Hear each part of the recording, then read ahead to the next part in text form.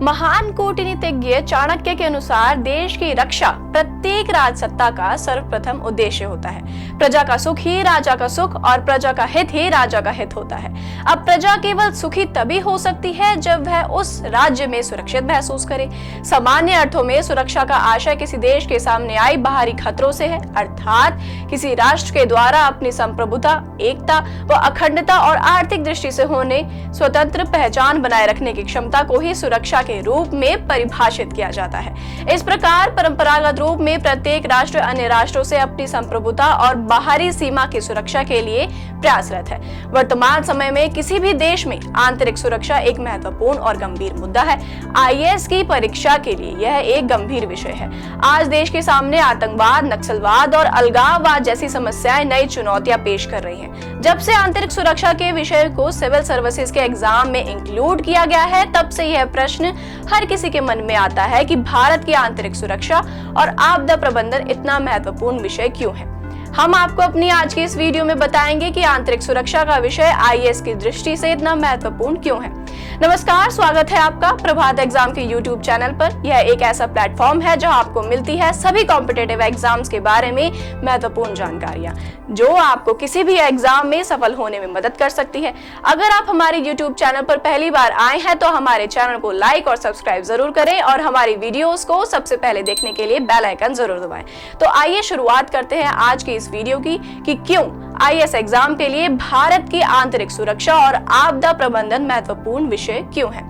वैश्वीकरण की तीव्र प्रक्रिया ने सुरक्षा के संदर्भ में परंपरागत नीतियों को पूरी तरह बदल कर रख दिया है।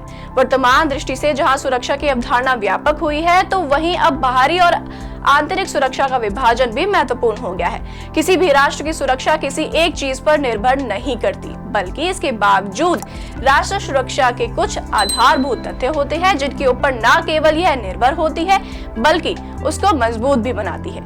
हाल ही में हुई पठानकोट और नगरोटा आदि हमलों के बाद इस विषय को आईएएस की दृष्टि से महत्वपूर्ण माना जाने लगा है। राष्ट्रीय सुरक्षा सिद्धांत विदेशी मामलों आदि क्षेत्रों में सरकारी नीति का एक विधिवत सिद्धांत है। यह एक ऐसा दस्तावेज है जो सैन्य और रणनीतिक स्तरों पर सरकार का मार्गदर्शन करता है। अब आपके मन में यह प्रश्न उठ रहा होगा कि इसकी आवश्यकता क्या है। दरअसल इसके अंतर्गत जो निर्णय लिए जाते हैं वे सिद्धांत में उल्लिखित राष्ट्रीय सुरक्षा रणनीति के अनुरूप होंगे, यानी कि केंद्र और संघ दोनों स्तरों की एजेंसियों में एक रिलेशनशिप बिल्डअप होगा, जिसकी वजह से आंतरिक हमलों की जानकारी के बाद भी हम उन पर प्रतिक्रिया ले सकते हैं। आंतरिक सुरक्षा को हम कई भागों में विभाजित करते हैं, जैसे पहला, आर्थिक कारक यानी गरीबी और बेरोजगारी की समस्या, खाद्य सुरक्षा, भूमि सुधार, लैक ऑफ टेक्नोलॉजी आदि। इसके अलावा सामाजिक और सांस्कृतिक कारक, राजनीतिक कारक, प्रशासनिक कारक और तकनीकी कारक भी हमारे देश की आंतरिक सुरक्षा को प्रभावित करते हैं। दूसरा अहम विषय है उग्रवाद, यानी सभी पहलुओं से सामाजिक विविधता को गलत करार दिया गया है, लेकिन अगर कोई अनावश्यक तरीकों से देश में अशांति फैलाने का प्रयास करे तो उसे हम गलत साबित कर सकते हैं। सरल शब्दों में कहें तो सामाजिक और आधारिक सुविधाओं का विकास करके उग्रवाद की बढ़ती हुई प्रवृत्ति पर नियंत्रण साबित किया जा सकता है। वर्तमान में घटी घटनाओं से यह तो साबित हो जाता है कि विकास के अभाव ने उग्रवाद को बढ़ावा दिया है। अतः यह समय की नजाकत है कि उचित विकास करके उग्रवाद और अलगाववाद की भावना को नष्ट किया जा सकता है। इसी के साथ आंतरिक सुरक्षा के मामलों में गैंगस्टरिज्म भी एक महत्वपूर्ण भूमिका अदा करता है। यह अधिकतर मनी लॉन्ड्रिंग, ड्रग्स, हथियारों की तस्करी, चाइल्ड ट्रैफिकिंग, हिंसक गतिविधियों को बढ़ावा देने और प्राकृतिक संपदा को चोरी करने के लिए मामलों में देखा जाता है। देखा जाए तो यह कुछ ऐसे विषय हैं जिनको हम अपनी आम जिंदगी में रोजाना सुनते रहे होंगे, पर इनका गहन अध्ययन आईएएस के एग्जाम की दृष्टि से काफी जरूरी साबित होता है। अपनी वीडियो को आगे बढ़ाते हुए हम आपको बताना चाहते हैं कि नकारात्मक भावना या देश के प्रति अनुकूल भावना आतंकवाद को प्रभावित करती है।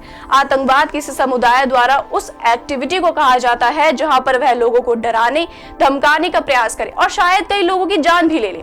आंतरिक सुरक्षा की दृष्टि से इसे बहुत ही घातक माना जाता है और मानव जाति के लिए यह हर दृष्टि से अभिशाप साबित होता है। इन सभी मुद्दों से निपटने के लिए हमारी सरकार द्वारा कुछ कानून निर्धारित किए गए हैं, जैसे आतंकवाद निरोधक अधिनियम 2002।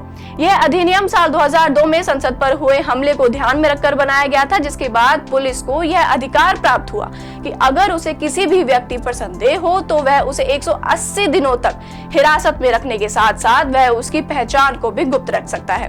दूसरा, राष्ट्रीय जांच एजेंसी अधिनियम 2008। आपको मुंबई का ताज होटल वाला हमला तो याद ही होगा, जब लाखों की तादाद में लोगों ने अपने परिजनों को खो दिया था।